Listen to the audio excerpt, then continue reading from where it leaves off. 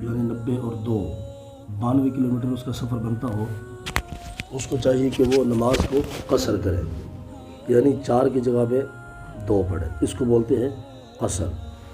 اس کا حکم اللہ تعالیٰ نے قرآن مجید میں عطا فرمایا۔ تو ہمارے یہاں کچھ ایسا ہوتا ہے کہ جو لوگ سفر میں جاتے ہیں وہ پوری نماز پڑھنے کی کوشش کرتے ہیں، اور یہی بات حضرت عمر بن خطاب نے رسول پاک علیہ السلام سے عرض کی تھی کہ یا رسول اللہ، جب ہم سفر میں جاتے ہیں تو ہم پوری نماز پڑھ سکتے ہیں، اس میں حرج کوئی نہیں ہے، ہمارے پاس ٹائم بھی ہوتا ہے، وقت بھی نکال لیتے ہیں، تو ہم پوری نماز پڑھ لیں گے۔ نبی پاک علیہ السلام نے فرمایا کہ عمر، یہ اللہ تعالیٰ کی طرف سے صدقہ ہے، اس کو تم قبول کرو کہ جب بھی سفر میں جاؤ تو نماز قصر کرو، اور یہ نماز کو قصر کرنا یہ واجب ہے، ضروری ہے، یعنی جہاں پہ 4 رکعتیں پڑھنی ہیں وہاں پہ 2 پڑھنا یہ واجب ہے۔ جو بندہ 2 کی جگہ پہ 4 پڑھے گا گنہگار ہوگا۔ البتہ یہ کہ مغرب کی نماز ایسے 3 رکعتیں ہوتی ہیں مغرب میں، تو مغرب میں 3 ہی پڑھیں گے، تو باقی ہے کہ جب بھی انسان سفر میں جائے تو قصر کرنا واجب ہے۔ ہاں، سنتیں پڑھ لے پوری، اگر وقت ہے، اس کو اجازت ہے، کوئی معاملہ امن والا ہے تو سنتیں مکمل پڑھے، وہ سنتوں میں قصر نہیں ہوتی، نہ ہی واجب میں ہوتی ہے، فرض کے اندر قصر ہوتی ہے، فرض کے اندر۔ اللہ تعالیٰ فرما رہا ہے وَإِذَا ضَرَبْتُمْ فِي الْأَرْضِ فَلَيْسَ عَلَيْكُمْ جُنَاحٌ أَن تَقْصُرُوا مِنَ الصَّلَاةِ، فرمایا کہ جب تم زمین میں سفر کرو تو تم پر کوئی گناہ نہیں ہے کہ تم نماز میں قصر کرو۔ ان خفتم ان یفتنکم الذین کفروا، اگر تمہیں خوف ہو کہ تمہیں فتنے میں ڈال لیں گے وہ لوگ کہ جنہوں نے کفر کیا۔ ان الکافرین کانوا لکم عدوا مبینا، بے شک یاد رکھو کہ کافر جو ہیں تمہارے کھلے دشمن ہیں۔ دیکھیے، اس سے بڑھ کے اب میں کوئی اور وضاحت نہیں پیش کر سکتا۔ اللہ تعالیٰ نے جتنی بڑی بات فرما دی ہے کہ ان الکافرین، بے شک جو کافر ہیں، کانوا لکم عدوا مبینا، عدو کہتے ہیں دشمن کو، عدو جمع ہے، تو فرمایا کہ کافر تمہارے بالکل کھلے دشمن ہیں۔ اچھا، مبین کہتے ہیں جو ایک چیز بالکل واضح ہو نا۔ اے حبیب، ہم نے آپ کو سراجا منیرا، کتاب مبین، ہم نے واضح کتاب بھیج دی ہے۔ اللہ نے یہی چیز کافروں کے بارے میں فرما دی، اور لفظ انا، دیکھیں اللہ فرما رہا ہے ان الکافرین، کہ بے شک جو کافر ہیں، اور عربی کے اندر یہ اصول ہے کہ جس بات کو اللہ تعالیٰ ٹھپا مار کے بیان کرتا ہے نا، اس کے شروع میں اللہ تعالیٰ لفظ انا کو استعمال کرتا ہے۔ جیسے وہ ایک مقام پہ آتا ہے کہ ان اللہ وملائکتہ یصلون علی النبی، کہ اس بات میں کوئی شک نہیں کہ اللہ، اس کے فرشتے رسول اللہ پر درود پڑھتے ہیں، ایمان والے تم بھی درود پڑھو۔ بات کو ٹھپا لگا دیا نا، اب یہی بات اللہ پاک نے ہی فرما دی، ان الکافرین کانوا لکم۔ اللہ فرما رہا ہے کہ بے شک سارے کافر، وہ سارے تمہارے لیے کھلے دشمن ہیں، چاہے وہ ہندوستانی ہو، چاہے وہ امریکی ہو، چاہے وہ یورپ ہو، افریقہ ہو، جو کچھ مرضی ہو، کافر ہمیشہ مسلمانوں کے کھلے دشمن ہیں۔ لیکن یہ بات ہمارے مسلمانوں کو سمجھ نہیں آتی، صرف وہاں سے اشارہ ملتا ہے۔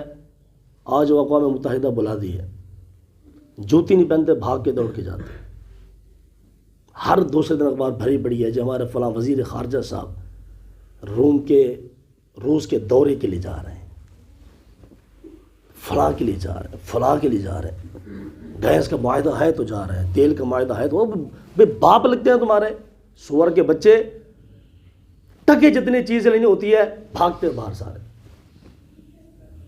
اور یہ بات تو ایسی ہی نہیں، سرکار ان کے مائی باپ تو وہی ہیں، سارے کے سارے جتنے بھی حکمران ہیں، وزیر مشیر ہیں، ان کے سارے کے مائی باپ تو وہی ہیں۔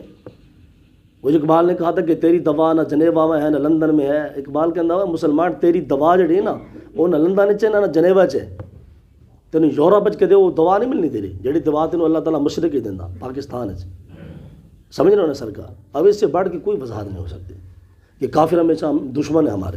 وَإِذَا كُنْتَ، اب یہ جو آگے اس آیت کریمہ کے جو شان نزول ہے وہ یہ ہے کہ نبی پاک علیہ السلام غزوہ ذات الرقاع میں تھے، تو رسول پاک، دشمن بالکل سامنے تھا، پیٹھ کے پیچھے تھا، تو رسول پاک علیہ السلام نے نماز پڑھی نا، سارے صحابہ نماز میں کھڑے ہو گئے، اور کافر نے سوچا کہ یار یہ ہو نماز ہو گئی، صحابہ کرام نے پڑھ لی لیکن ہم نے حملہ کوئی نہیں کیا۔ جیسے یہ نماز پڑھ رہے تھے، کاش کہ ہم حملہ کر دیتے نا تو نہ رہے گا باس، نہ بجے گی باس سے۔ تو انہوں نے، کافروں نے سوچا کہ یار چلو ظہر کی نماز تو ہوگی نا، اب یہ مسلمانوں نے عصر کی نماز بھی پڑھنی ہے، اور عصر کی نماز ان کو جان سے زیادہ پیاری ہے. جب عصر کی نماز پڑھیں گے تو ہم ان پر حملہ کر دیں گے، معاذ اللہ ان کو ختم کر دیں گے. اللہ تعالیٰ نے اسی وقت صلاۃ الخوف کا طریقہ نازل فرما دیا. صلاۃ الخوف کہتے ہیں نماز خوف کی نماز، کہ جب خوف ہو جنگ کا، دشمن کا، کسی چیز کا، تو آدھے فوجی نماز پڑھیں اور آدھے فوجی انتظار میں کھڑے رہیں دشمن کے مقابلے میں. یہ آپ اندازہ کر سکتے ہیں کہ اللہ تعالیٰ کس چیز کو بیان فرما رہے ہیں قرآن مجید میں؟ جنگی حالت کو. فرمایا جب تمہاری حالت یہ آ جائے نا جنگ کے اندر تو پھر تم ایسے نماز پڑھ لیا کرو. سبحان اللہ سبحان اللہ. حضرت صاحب ایک ایک چیز جو جنگی ہے نا، ایک ایک چیز اللہ تعالیٰ نے نوٹ کیا قرآن مجید میں. اور آج کا مسلمان جہاد سے بیزار ہے، جنگ سے بیزار ہے، ڈرتا ہے، حق کی خاطر کھڑا نہیں ہو سکتا. تو دیکھیے جب جنگ کی حالت ہو، دشمن سامنے ہو، اللہ تعالیٰ فرما رہا ہے. اب یہ پوری آیت کریمہ بڑی لمبی آیت کریمہ ہے، اس کا خالی ترجمہ کریں گے، اس کے بعد انشاءاللہ بات ختم. اللہ فرما رہے حبیب اپنے غلاموں سے فرما دیں جب آپ نماز پڑھانا شروع کریں نا تو آدھے فوجی اسلحہ لے کے ساتھ کھڑے رہیں نماز کے اندر ہی. فرمایا آدھے فوجی آپ کے ساتھ نماز پڑھیں، ایک رکعت پڑھیں، اس کے بعد آپ بیٹھے رہیں، اس کے بعد وہ دوسری رکعت خود پڑھ کے چلے جائیں. ٹھیک ہے، اس کے بعد جو دوسرے فوجی ہیں پھر وہ آ جائیں، آپ کھڑے ہو جائیں اور آپ دوسری رکعت ان کو پڑھائیں. آپ سلام پھیر دیں، دوسری رکعت وہ خود کھڑے ہو کے پڑھ لیں. اس کو کہتے ہیں صلاۃ الخوف کا، یعنی آدھے فوجی نماز پڑھیں، آدھے دفاع کے لیے کھڑے رہیں. اس حالت کے اندر جب رسول پاک علیہ الصلوۃ والسلام نے عصر کی نماز پڑھی نا تو پھر کافروں کی آنکھ کھول گئی کہ یار ہوئے تو مسلمان سمجھ گئے نا ساڑھی سازش. اصل میں معاملہ یہ ہے کہ جب آپ جنگ کی حالت میں ہو نا سرکار، تو اللہ تعالیٰ کی خاص مدد شامل حال ہوتی ہے مسلمان کے ساتھ. وہ چاہے بدر کا مقام ہو فرشتوں کا، وہ چاہے یہ غزوہ ذات الرقاع کا معاملہ ہو کہ جب دشمن گھات لگا رہا تھا تو اللہ تعالیٰ نے مسلمانوں کو سیدھا راستہ دکھا دیا.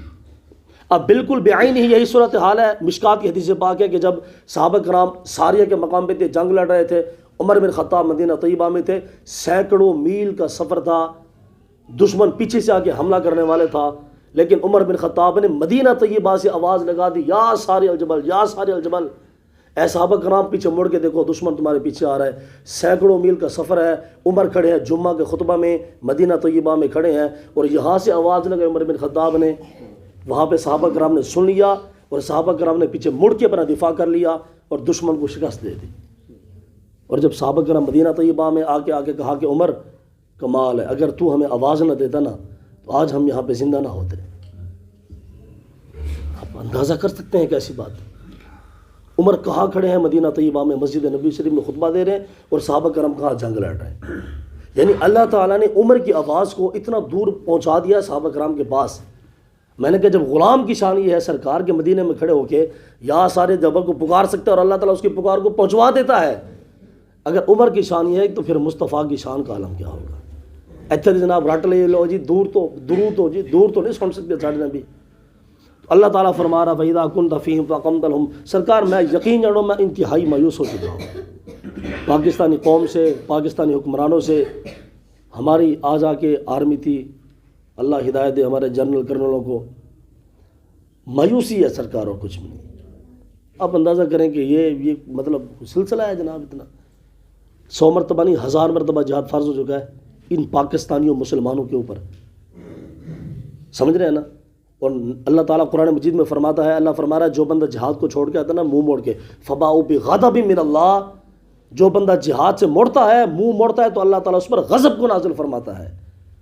ایسا ساری قوم جناب جہاد تو منہ موڑ کے بیٹھیا، ویکھو پوری دنیا میں غضب کا شکار ہے، ذلت کا شکار ہے، کھانے واسطے روٹی بھی نہیں. حالانکہ اس کے پاس یزدگر کے پاس آئے تھے ایران میں، تو آپ جو وہ یزدگر نے بڑے بڑے قالین بچھواؤ، ذرا بڑا بڑا سلسلہ کہ یہاں پہ مسلمان ہے کہ تھوڑا پریشان ہو جائے گا، یار وہ بڑی گل ہے. اس نے سونے کی کرسی رکھوا دی، مہنگے مہنگے قالین بچھوا دیے. تو حضرت نعمان جب آئے نا یزدگر کے دربار میں، آپ نے تلوار کی نوک نکالی اور قالین پہ گھسیٹنا شروع کر دی اور قالین کو کاٹتے ہوئے چلے گئے. یزدگر نے کیا ہوا ہے کی کیتا تو؟ آپ نے فرمایا اگلی گل کر. یزدگر کہنا ہے تو بہ جا، کرسی دے بہ جا، سونے دی بڑھوائے سی. اب بیٹھ لگے تھے، اب پھر کھلو گئے حضرت نعمان بن مغرے. یزدگر کہنا ہوا ہے تو کہتے سونے والی کرسی کوئی نہیں رکھی. آپ نے فرمایا ہوا ہے ہمارے رسول نے ہماری نگاہ میں مٹی اور سونے کو ایک بنا دیا ہے. میں کرسی دے اس واسطے نہیں بیٹھا کہ ساڑھے رسول نے منع فرمایا. کافر کی سوچ ہے. فرمایا حبیب اگر آپ کے غلام اسلحہ نہیں اٹھا سکتے، نماز کی حالت میں بیمار ہے، تکلیف ہے، کوئی بھی مسئلہ ہے، ان کو چاہیے کہ وہ اسلحے کو اتار کے رکھ لیں، نماز پڑھ لیں، بعد میں پھر اسلحہ اٹھا لیں۔ سبحان اللہ۔ وخذوا حذرکم، لیکن یہ ہے کہ اسلحہ کو اتار دیں لیکن ڈھال کو اپنے پاس رکھیں، ڈھال کو اپنے سے جدا نہ کریں، اس لیے کہ اچانک ان پہ حملہ ہو سکتا ہے، کم از کم دفاع تو کر سکیں۔ ان اللہ اعد للکافرین عذابا مہینا، فرمایا حبیب بے شک اللہ تعالیٰ نے کافروں کے لیے دردناک عذاب تیار کر کے رکھا ہے۔ کافروں کے لیے دردناک عذاب ہے، لیکن کہاں؟ جہنم میں۔ دنیا پہ تو ان کا راج ہے سرکار، دنیا پہ وہ راج کر رہے ہیں، سمجھ رہے ہیں نا؟ ہمارے ہاں کچھ مسلمان سمجھتے ہیں جی نوح علیہ السلام کے قوم نے اللہ پاک نے بڑا رگڑا دیتا، وہ بھی کی رگڑا دیتا؟ ایک بار طوفان آیا جناب، وہ مار کے ڈوب کے، اے کڑا عذاب ہے بھائی، اصل انہوں نے عذاب ملنا ہے آخرت ہے، بلا عذاب الآخرت اکبر، ان کا جو اکبر عذاب ہے وہ آخرت کا ہے، کافروں کا۔ اور یہاں پہ ہندو کو او جی بڑا ظلم، اے کوئی ظلم نہیں سرکار، اگر کافر ہندو نو اگلا دیتی، انہوں نے ساڑ دیتا، اے کیڑا عذاب ہے بھائی، انہاں دا اصل عذاب آخرت دا عذاب ہے۔ ان الکافرین اعد للکافرین عذابا مہینا، اللہ نے دردناک عذاب کافروں کے لیے آخرت میں تیار کر کے رکھا ہے۔ کیوں؟ کیونکہ مسلمان انہوں درد دے نہیں سکتے، آج دے مسلمان تکلیف دے نہیں سکتے، اللہ پاک پھر آخرت ہی دے گا۔ اللہ تعالیٰ اس قوم کے حال پر رحم و کرم نازل فرمائے، اللہ تعالیٰ اس قوم کو جذبہ جہاد نصیب فرمائے۔ بہت حالات خراب، میں تو حیران ان مسلمانوں کے بارے میں جو تو فوت ہو جاتے ہیں، پتہ نہیں وہ قبر میں جا کے کیسے حساب کتاب لیتے، جبکہ اتنی واضح اور صریح حدیث پاک ہے۔ رسول اللہ علیہ السلام نے فرمایا جو بندہ جہاد کی آرزو کیے بغیر مر گیا، جب مرے گا تو منافق ہو کے مرے گا۔ آپ اندازہ کریں ہمارے ہاں جو مسلمان فوت ہو رہے ہیں کہ ان کے دل میں جہاد کی آرزو ہوتی ہے؟ نماز پڑھنے کا ٹائم ہی کوئی نہیں، لیکن جب مرتے ہیں تو اللہ معافی دے، اللہ ایمان کی موت نصیب فرمائے ہر کسی کو۔ لیکن ظاہر بات ہے تو سینہ سرکار، دوسری بات تو ہے نہیں۔ اللہ اللہ، ٹال نہ سکتے تھے اگر جنگ میں اڑ جاتے تھے، پاؤں شیروں کے بھی میدان سے کھڑ جاتے تھے، کوئی سرکش ہوا کوئی تو ہم بگڑ جاتے تھے، دیکھ کیا چیز ہے، ہم تو سے بھی لڑ جایا کرتے تھے۔ نقش توحید کا ہر دل میں بٹھایا ہم نے، زیر خنجر بھی یہ پیغام سنایا ہم نے۔ اقبال کہتے ہیں ساڑھے بہت شان سے صحابہ کرام دی، زیر خنجر بھی یہ پیغام سنایا ہم نے۔ اور رسول پاک علیہ السلام نے فرمایا مسلمانوں کال کھول کے سن لو، الجنت تحت السیوف، فرمایا اگر تم جنت کی تلاش کرنا چاہتے ہو نا تو جنت کی تلاش تمہیں تلواروں کے چھاؤں میں ملے گی۔ الجنت تحت السیوف، سیف کہتے ہیں تلوار کو، سیوف جمع ہے۔ فرمایا اگر تمہیں جنت چاہیے آؤ میدان میں، جنت ہمیشہ تمہیں تلواروں کے سائے میں ملے گی۔ کی مطلب ہے؟ جہاد دل پہ گی، خالی گھیڑے کنڈے سے کوئی نہیں ہوگی، جہاد جہاد بس اپنے دل میں تڑپ رکھے یا اللہ سانو کدے موقع دے سہی، انشاءاللہ پھر اسی ویکھیں کہ یا اللہ پھر اسے کی کرتے ہیں تیرے دین دے واسطے تے اسی تیرے مسلمانوں دے واسطے، کم از کم جہاد کی طرف دل میں لازم ہے۔ اللہ تعالیٰ ہمیں عمل کی توفیق عطا فرمائے۔ بسم اللہ الرحمن الرحیم۔